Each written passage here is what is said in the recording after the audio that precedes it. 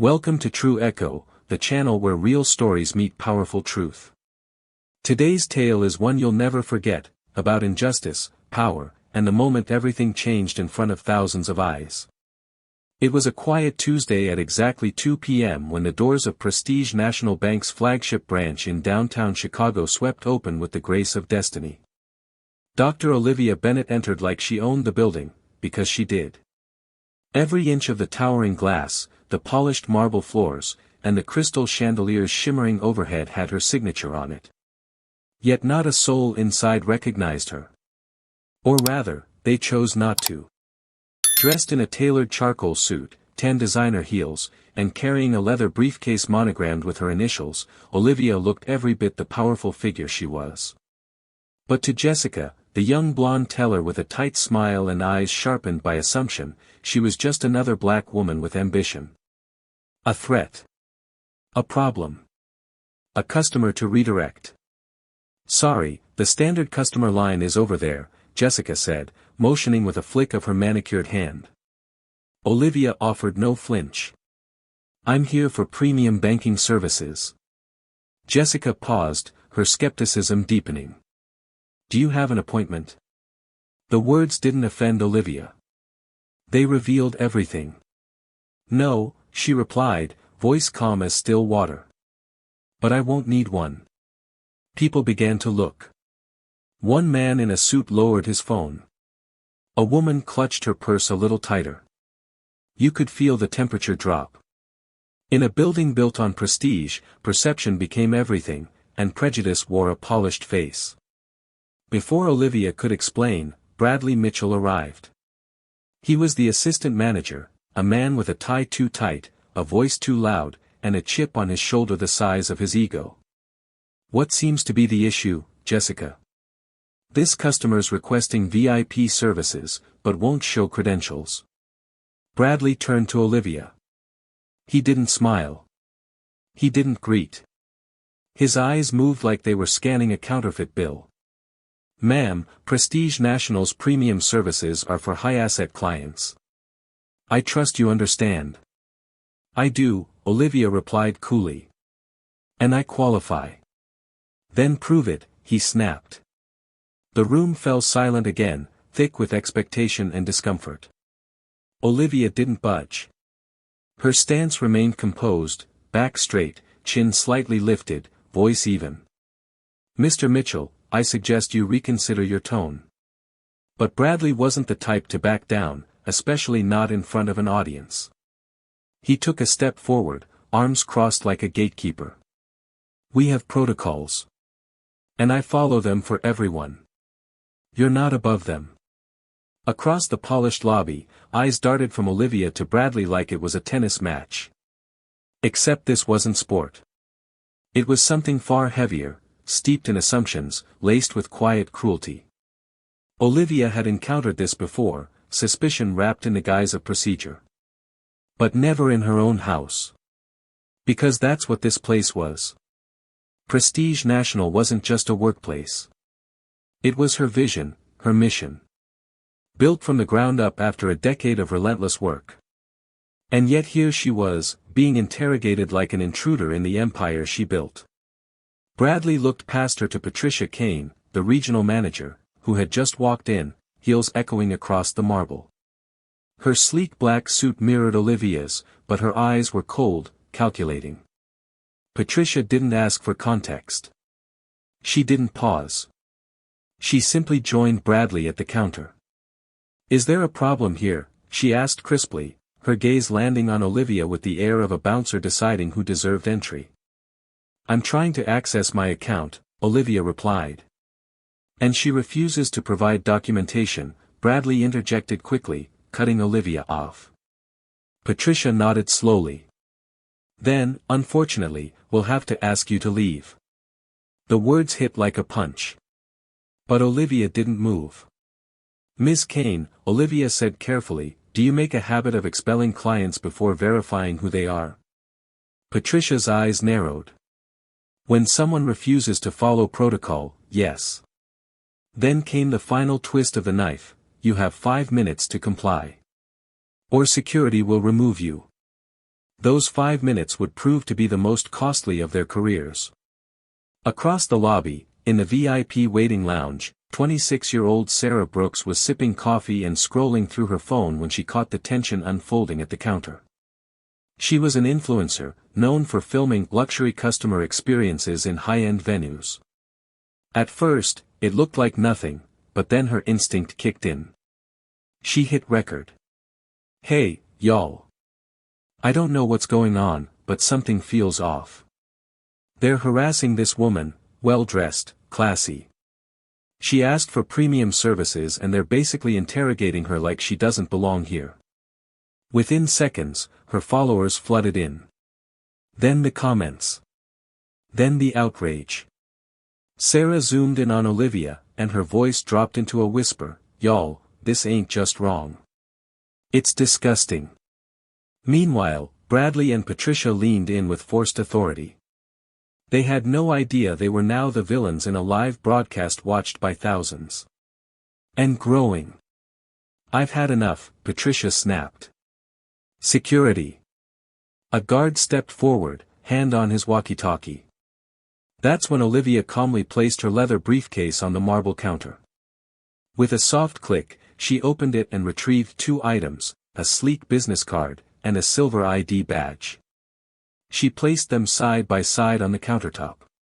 The card read, "Dr. Olivia Bennett, Chief Executive Officer, Prestige National Bank." The badge gleamed under the chandelier's light, bearing her full name and title in bold, engraved letters. Dead. Silence.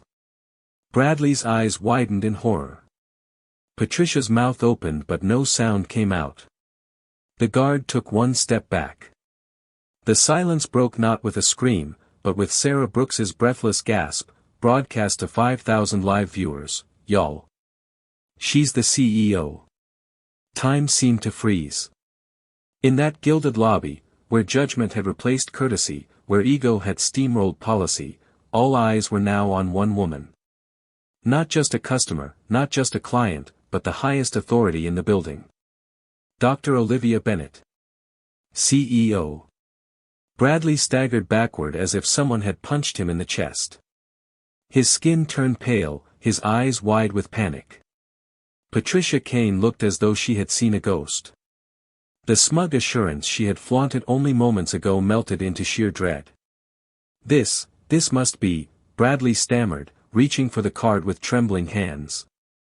"Real," Olivia finished for him, her voice steady and powerful. "That's the word you're searching for." The silence cracked into whispers. Someone dropped a pen. A teller's drawer clicked shut. The customers in the lobby weren't just watching anymore, they were witnesses. Some reached for their phones. Others turned to Sarah Brooks, whose live stream now had over 8,000 viewers and was exploding with comments. "That's the CEO. He was ready to throw her out of her own bank. You can't make this up. This needs to go viral. Now." Up on the large screen, Regional Director Robert Harris, who had remained silent until now, blinked in disbelief. He'd watched everything. He'd ordered her removal. He'd doubted her, on a public feed. He knew in an instant what this meant: reputational crisis, legal exposure, and possibly the end of his career. But Olivia wasn't done. She leaned forward, just slightly, and placed her hand firmly on the marble counter. Her voice didn't rise, but it carried like thunder. "Bradley. Patricia. Mr. Harris. I gave you all a chance to do the right thing. You failed." Bradley opened his mouth, desperate to justify. "Dr. Bennett, please, we didn't know. That," she said coldly, "is the problem." At that exact moment, a set of powerful footsteps echoed from the entrance. 3 figures swept into the lobby, each dressed in crisp dark suits, each exuding quiet authority. The senior leadership team, Chief of Staff Ellen Rodriguez, General Counsel Maria Sanchez, and Compliance Director James Wright, had arrived. They didn't smile. They didn't speak. But every head turned their way with a mix of hope and fear. Sarah caught them on her stream. Something's happening. I think this is her team. This is serious. Ellen Rodriguez stepped forward first.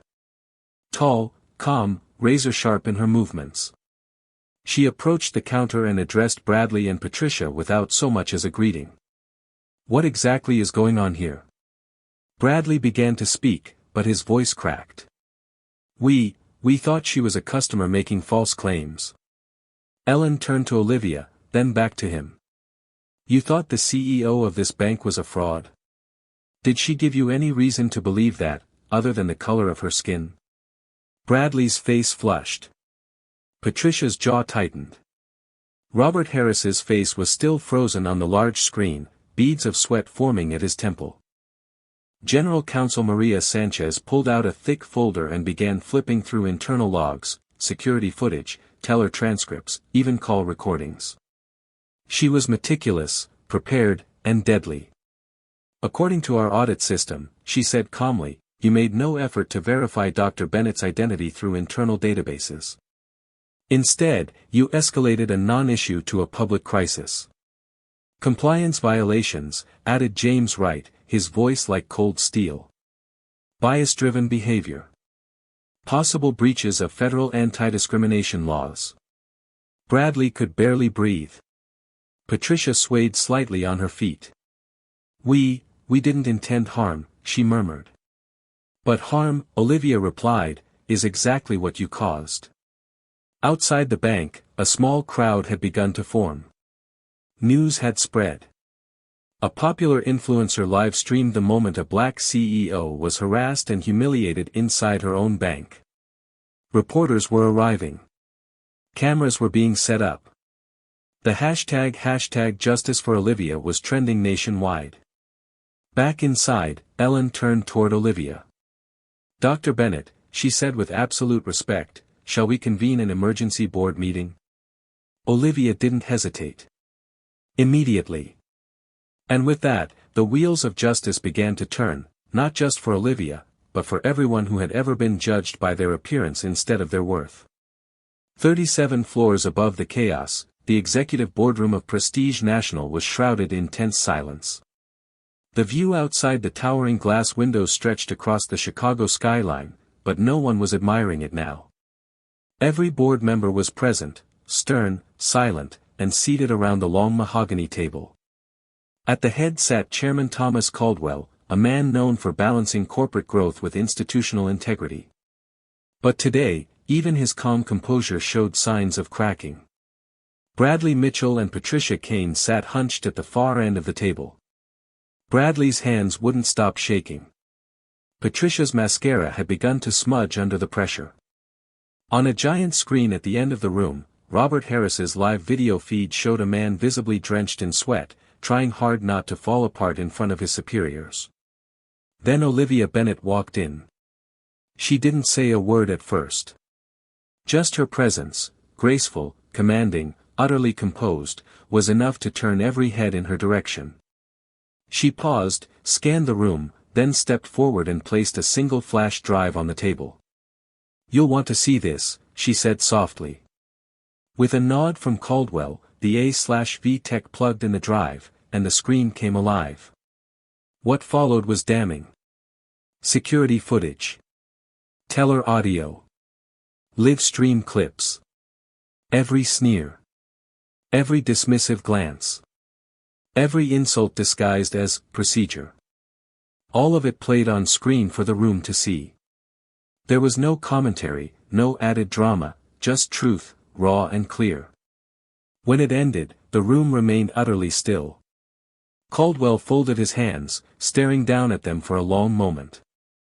Then he raised his gaze and fixed it on Bradley, Patricia, and Robert. This is not just unacceptable, he said slowly, it is catastrophic. Bradley's voice was barely a whisper. Mr. Chairman, I thought I was protecting the bank's interests. Protecting? Olivia said sharply. By humiliating the person who leads this institution.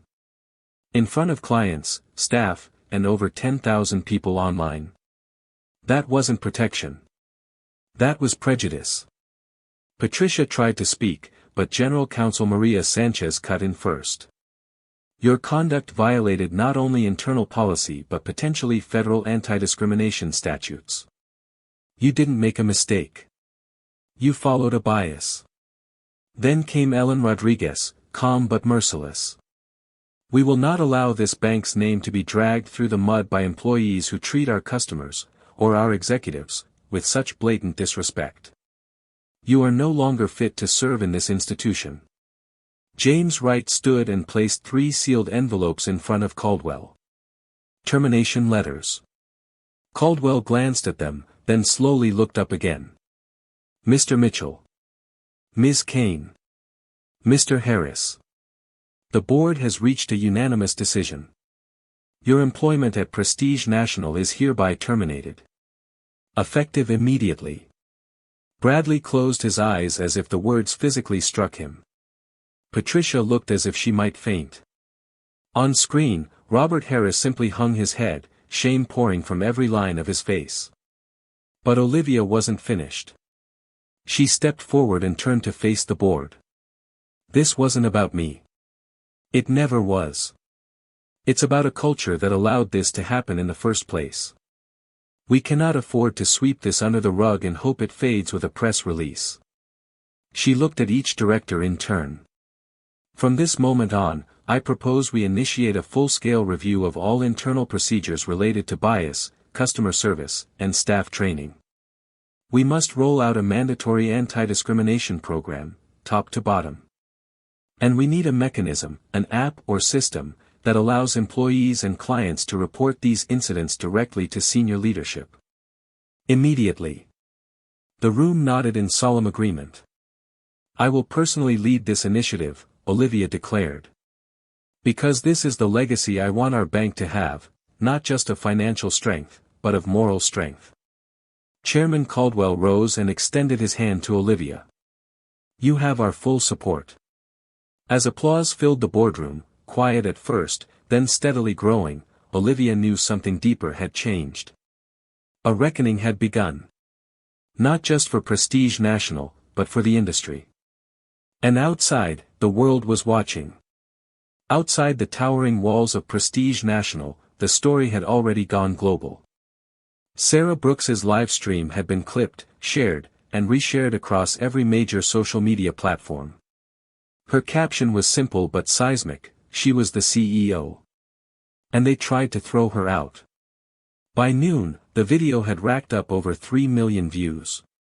Cable news channels aired the footage on a loop. Pundits weighed in. Civil rights organizations demanded accountability. But inside the bank, action was already underway. Less than 24 hours after the board meeting, Olivia assembled her hand-picked reform task force. No delay. No red tape. The first priority, launching the Prestige Equality app, a secure, anonymous platform allowing customers and employees to report discriminatory practices in real time, straight to her desk. The second priority, full-scale training. Ellen Rodriguez spearheaded the new Bias Accountability and Awareness Program. James Wright's compliance department began internal audits to identify systemic issues. Maria Sanchez rewrote the conduct policy to include zero-tolerance language and clauses for immediate termination of discriminatory behavior, without the need for drawn-out review. But Olivia knew that policy was only one half of the battle. The real work lay in hearts and minds.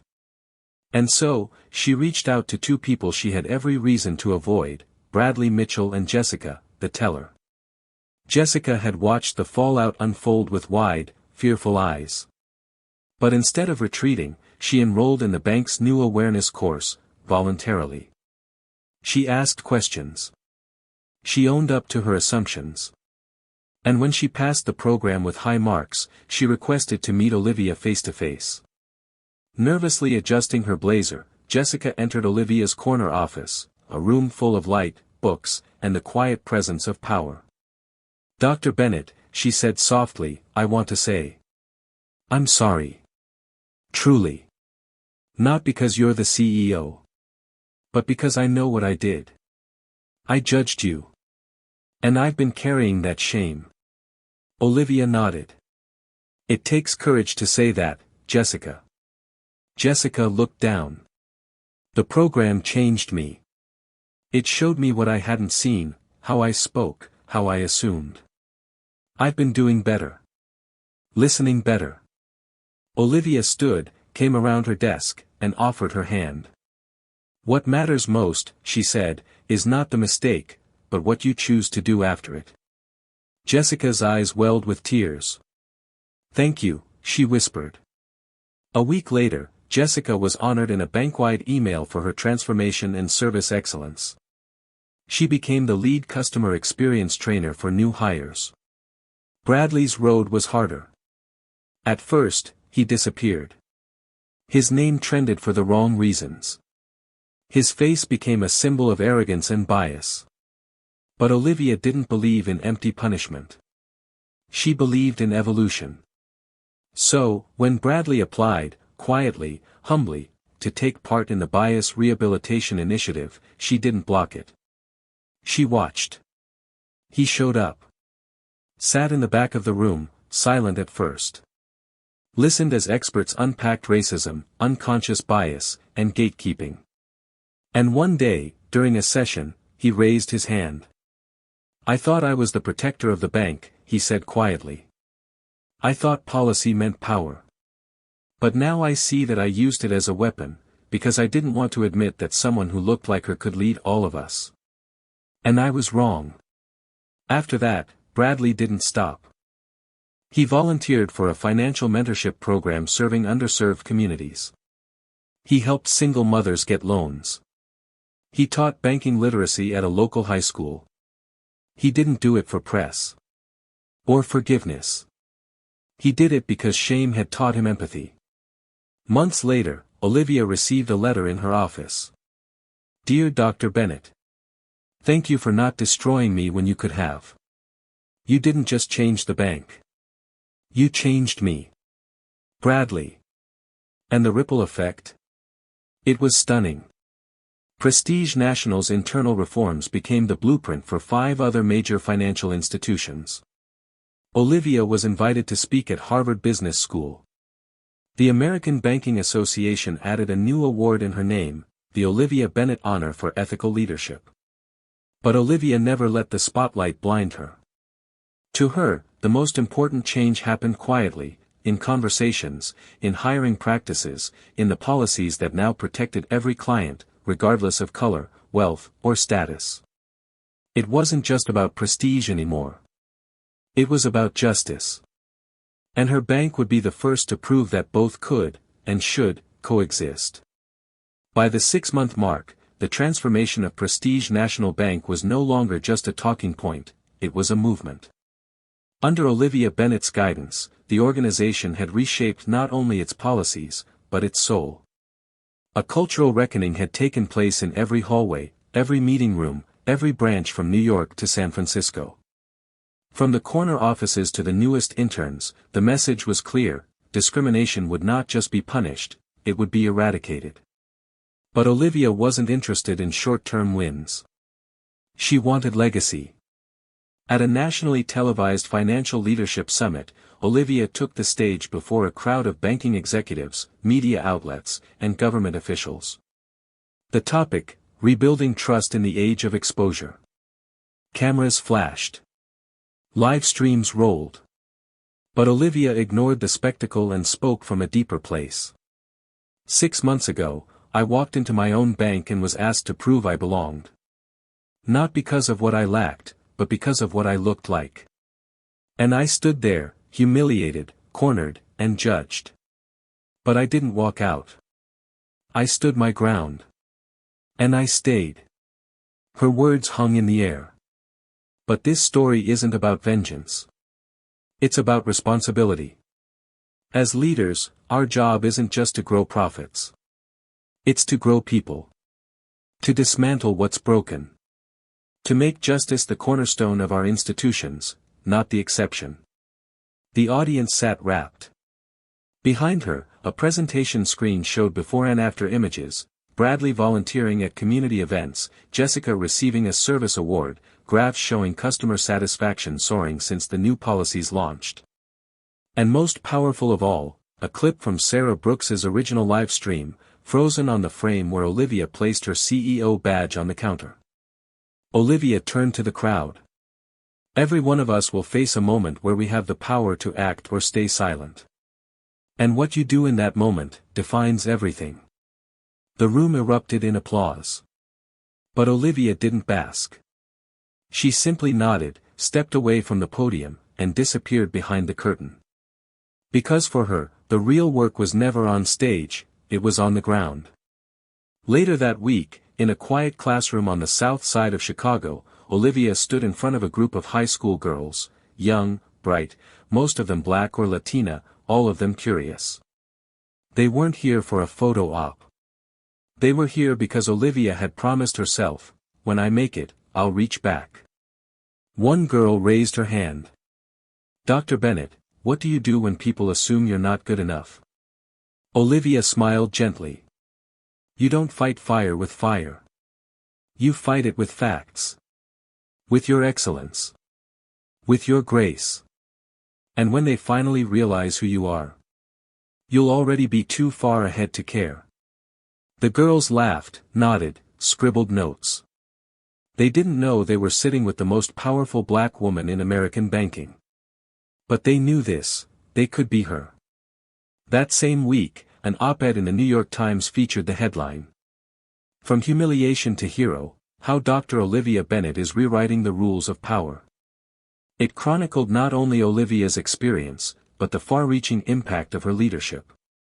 Other banks had adopted her reforms. Venture capital firms had begun re-evaluating their diversity practices. Universities taught her story in ethics classes. Prestige National's revenue up 12%, a number attributed not to gimmicks or marketing, but to trust. Customers who once felt invisible now felt protected. And yet, for Olivia, the numbers weren't the real victory. The real victory was walking into any branch of her bank and seeing her staff treat every customer with dignity. Seeing smiles instead of suspicion. Hearing greetings, not interrogations. Justice had not only arrived. It had become policy. And Olivia wasn't done. The anniversary of the incident came quietly. There was no press conference. No banner. No parade. Just a private boardroom, filled with every executive, regional manager, and department head at Prestige National. Olivia stood at the head of the table, the same place she'd been 1 year ago, but everything else had changed. In front of each seat was a report, 1 year of reform, the Prestige Accountability Report. Inside were pages of metrics, complaints down 64%, customer retention up, employee satisfaction at an all-time high. But most importantly, the report highlighted hundreds of testimonials from clients who once felt invisible, now seen and heard. Today is not a celebration, Olivia began. Today is a reminder. She paused, letting her eyes rest on each person. A reminder that equity is not a project. It's a mindset. A way of life. What happened to me that day wasn't new. But what we did after, that was. Heads nodded around the room. Some eyes lowered. Others lifted with quiet pride. Bradley Mitchell is now the Director of Financial Equity Outreach at a nonprofit we fund. Patricia Kane now runs anti-bias training for regional banks in the Midwest. Jessica. She's a branch manager, and one of our top performers. Olivia looked toward James Wright, who nodded and added, we've processed over 4,000 equality app submissions. 98% resolved within 72 hours. We're the fastest in the industry. And the most trusted, Ellen Rodriguez chimed in. We're getting more applicants than ever before, people who want to work somewhere that means something. Olivia smiled gently. Then let's make sure we always mean something. The meeting ended not with applause, but with resolve. Every person in that room walked out understanding they were stewards of a new kind of banking, where humanity mattered as much as numbers. Later that evening, Olivia returned to the same branch where it all began. She didn't come with a security team. No press. Just herself. The chandeliers still sparkled. The marble still gleamed. But something was different. The guard at the door greeted her by name. The tellers smiled with genuine warmth. A young black woman in line whispered to her daughter, "That's her. She's the one who changed everything." And then, a voice from behind the counter, "Dr. Bennett, welcome back." It was Jessica, standing tall, composed, confident. No makeup mask. No forced politeness. Just respect. "I'm glad you came," she said. "I was hoping you would." Olivia stepped forward, smiled. "It's good to be home." In a world where injustice is often dismissed as misunderstanding, Olivia Bennett proved that one moment, one confrontation, can ignite a revolution. She didn't just reclaim her place. She transformed the space for everyone who would come after her. Dignity isn't something you earn. It's something you're owed. That was Olivia's belief. And now it's Prestige National's legacy. If this story moved you, share it. Let others know that change is not only possible, it's happening. And if you've ever been doubted, dismissed, or disrespected, stand your ground. Your power might just be waiting on the other side. Subscribe to True Echo for more powerful stories that reveal the truth, echo the struggle, and inspire action.